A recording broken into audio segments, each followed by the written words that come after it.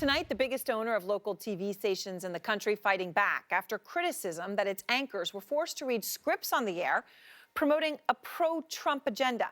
The promo read on Sinclair broadcasting-owned stations brought to light how, thanks to a now viral video put out by the website Deadspin. Take a look. The sharing of biased and false news has become all too common on social media. More alarming, some media outlets simply aren't true without checking facts first. Unfortunately, some members of the media use their platforms to push their own personal bias and agenda to control exactly what people think, and this is extremely dangerous to our democracy. I want to mention that most of the Sinclair stations are also CNN affiliates. Brian Stelter is out front with more. A broadcasting behemoth with many critics, some now calling it a propaganda arm for the Trump administration. With around 200 stations, Sinclair is the biggest local TV player in the country. Today, it reaches more than a third of U.S. households, and it's trying to get bigger, awaiting government approval for its takeover of Tribune Media. The company's conservative bent is becoming more visible, with promos echoing Trump's anti-media rhetoric. We are extremely proud of the quality, balanced journalism that CBS 4 News produces. But we are concerned about the trouble and irresponsible, one-sided news stories playing in our country. That viral mashup is just the latest example. Stations are required to run terrorism alert desk segments about security threats. These are known as must-runs inside Sinclair. Here's the bottom line. Also must-run, these rah-rah commentaries from former Trump campaign advisor Boris Epshteyn. The president is here to get results and not to coddle staff or cabinet members.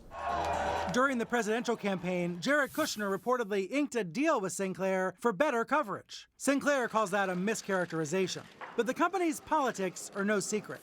It's controlled by executive chairman David Smith and his family. With his brothers in the early 90s, Smith built his father's 3 TV stations into a mega broadcaster. How many of your stations are in the top 20 markets? Well, we're in Baltimore to Tuscaloosa, Alabama, with the vast majority of them being middle markets. The Flint, Michigans, Kansas Cities, Birmingham. His views radiate out to local stations, sometimes creating tension between management and local journalists. Some local staffers are expressing anger about recent corporate mandates, with one telling me, quote, "It sickens me the way this company is encroaching upon trusted news brands in rural markets." Responding to the uproar, Sinclair sent a memo to stations. It says, quote, "We are focused on fact-based reporting," and it calls the goal of those now viral promos to reiterate our commitment to reporting facts in a pursuit of truth.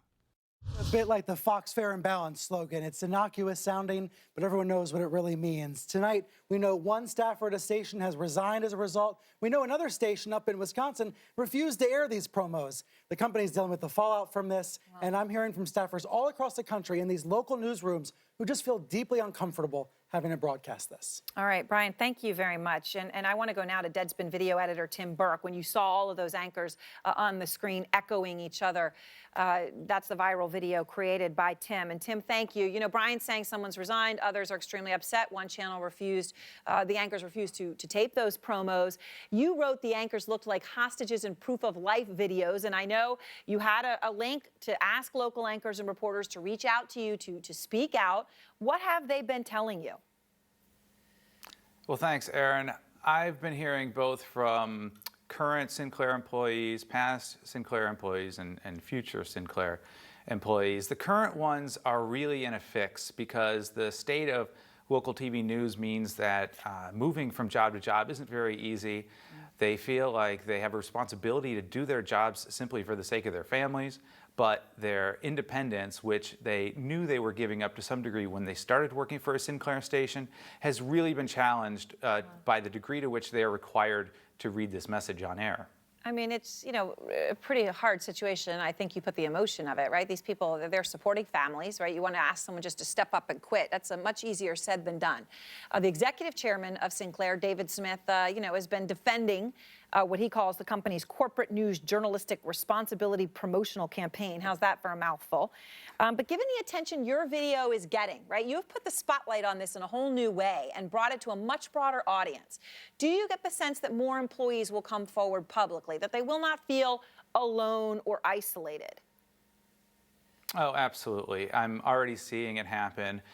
Certainly, there are a few employees who have felt bold enough to speak out about this in public. The reaction from viewers is really, I think, driving some of this. There are a number of people who live in Sinclair markets who saw our video before their local market showed this promo. And so it's really turned a lot of the audience against their local stations. And I think that there's a sort of a local PR aspect to anybody from that station coming out and saying, look, we didn't write this. This is not our local station speaking. This is our corporate parent. All right. Thank you very much, Tim. I appreciate it. And, you know, what a public service you've done by putting that video out and bringing so much broad attention to it. Thank you. Thank you. And next, breaking news, fears of a trade war causing stocks to plunge again. We're going to talk to one Trump supporter who says it's changing his livelihood, and that could change his vote. Plus, Jeannie Mose on why the look on the Easter Bunny's face says it all.